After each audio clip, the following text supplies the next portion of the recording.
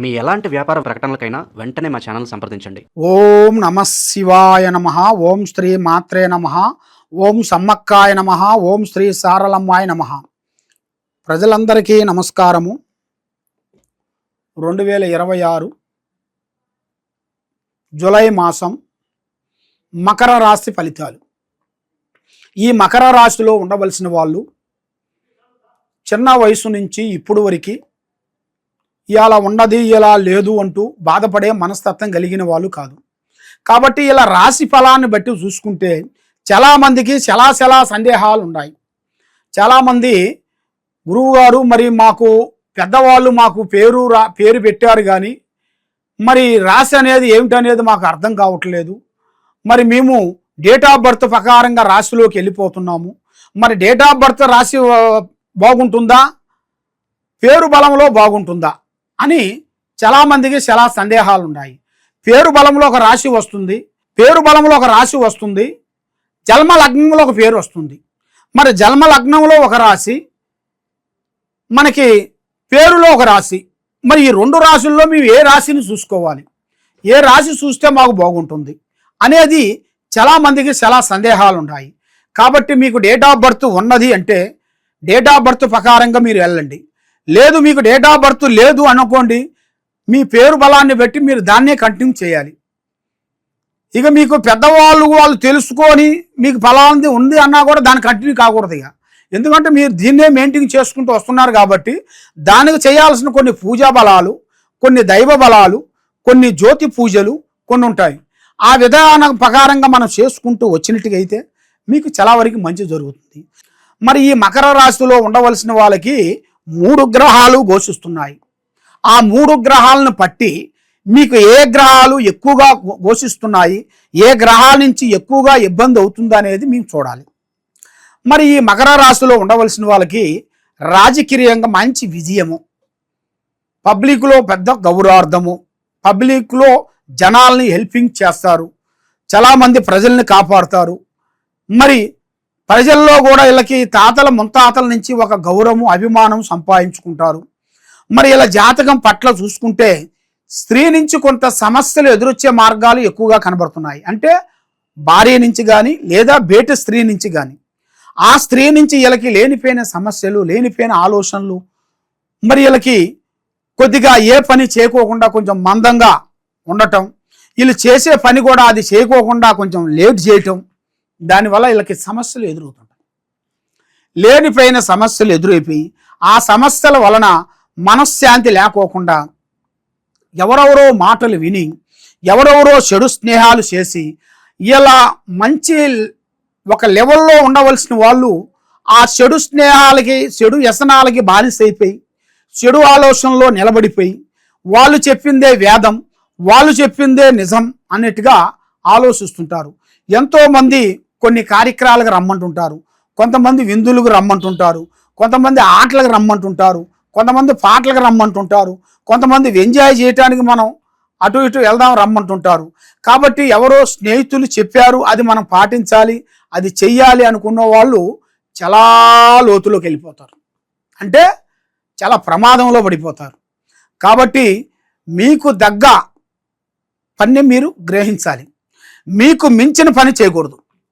తల మించిన బరువును మనం మోయలేము. మనం ఎంతవరకు బరువు మోస్తామో అంతవరకు మోయాలి. మించిన బరువు మనం మోస్తే మనం కింద పడిపోతాం. మరి ఈ మకర రాశిలో ఉండవలసిన వాళ్ళు విద్యారంగంలో చాలా వరకు తెలివితేటలు, విద్యా ఆలోచన చాలా బాగుంటుంది.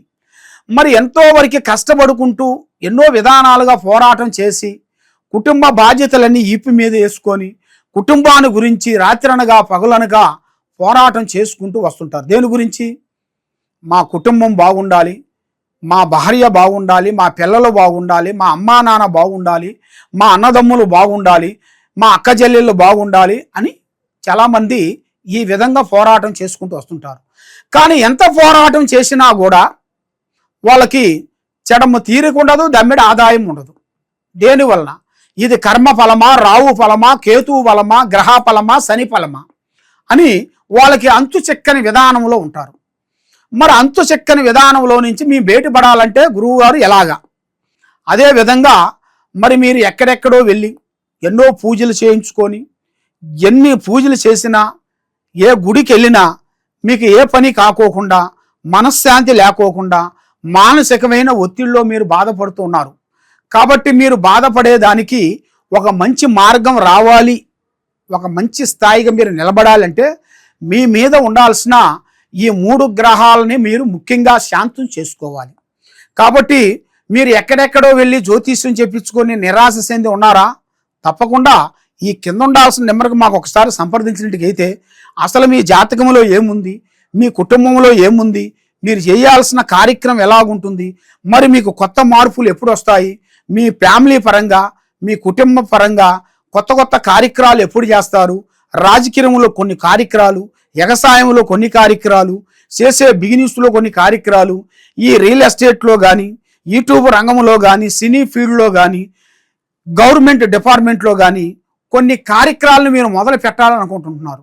కానీ ఏ కార్యక్రమం మొదలు పెట్టాలనుకున్నా కూడా కొన్ని సమస్యలు వచ్చి పడిపోతున్నాయి. మానసికమైన ఒత్తిడి, ఆందోళన, పండుకుంటే నిద్ర పట్టదు, మనశ్శాంతి ఉండదు, కూర్చుంటే కుందేలు బుద్ధి, లేస్తే లేడు బుద్ధి, పండుకుంటే ఫామ్ బుద్ధి, 3 బుద్ధులు 6 గుణాలుగా ఉంటాయి. మరి ఇలాంటి సమస్యలతో సతమతమయ్యే వాళ్ళందరికీ కొన్ని పూజా బలాలు కొన్ని ఉన్నాయి. ఆ జ్యోతి బంధన పూజ అనేది ఒకటి ఉంటుంది. ఆ జ్యోతి బంధన పూజని చేసి మీలో ఉండాల్సిన చెడుని మీరు తొలగించుకోవాలి. మనకి పెద్దవాళ్ళు ఏం చెప్పారు? కొన్నాళ్ళ వెన్నెల, కొన్నాళ్ళ చీకటి అన్నారు. కాబట్టి మనలో ఉండాల్సిన కొంత చెడు ఎఫెక్ట్ని మనం తొలగించుకోవాలనుకుంటే కొన్ని కావాలంటే కొన్ని వదిలేయాలి, అన్నీ కావాలంటే మనకు దక్కవు. కాబట్టి మీరు ఏ కార్యక్రమాలు చేయాలనుకుంటున్నారో, ఏం చేయాలనుకుంటున్నారో తొందరపాట్లు అనేది మీకు ఉండకూడదు. నిదానమే ప్రధానము. మరి మీరు ఏది చేసినా, ఎక్కడ పోయినా కూడా దైవ అనుగ్రహాన్ని మీరు పొందండి. ప్రజల్ని నమ్మొద్దు, దైవాన్ని నమ్మండి, దైవ ఆరాధన చేయండి. తప్పకుండా మీకు 100% మీకు ఆ దైవ అనుగ్రహంతో మీకు అనుకున్న దాన్ని మీరు అనుకున్నట్టుగా పూర్తి చేయగలుగుతారు. తప్పకుండా మీకు ఎలాంటి సమస్యలు ఉన్నా కూడా, ఎలాంటి ప్రాబ్లమ్స్ ఉన్నా ఎక్కడికి పోయి మీరు పూజలు చేయించుకుంటారు, ఎక్కడెక్కడో గుళ్ళకి వెళ్తుంటారు, ఎన్నో పూజలు చేయించుకుంటారు. ఏది చేసినా కూడా అది మీకు దగ్గరకు వచ్చి దూరం అయిపోతుంది. ఒక మంచి చేయాలంటే ఇబ్బందిగా ఉంటుంది, ఒక చెడు చేయాలన్నా ఇబ్బందిగా ఉంటుంది. మరి మీరు ఏ రూట్లో పోతే మీకు బాగుంటుంది? ఏ సమస్యని క్లీన్ చేసుకోవాలంటే మీ మీద ఉండాల్సిన ఏముండయా అనేది ముందు మీరు తెలుసుకోండి. తెలుసుకొని ఆచితూచి ఆలోచించి మీరు ముందడుగు వేయండి. తప్పకుండా ఈ కింద ఉండాల్సిన నెంబర్కి మాకు ఒకసారి సంప్రదించండి. ఓం నమః శివాయ నమః.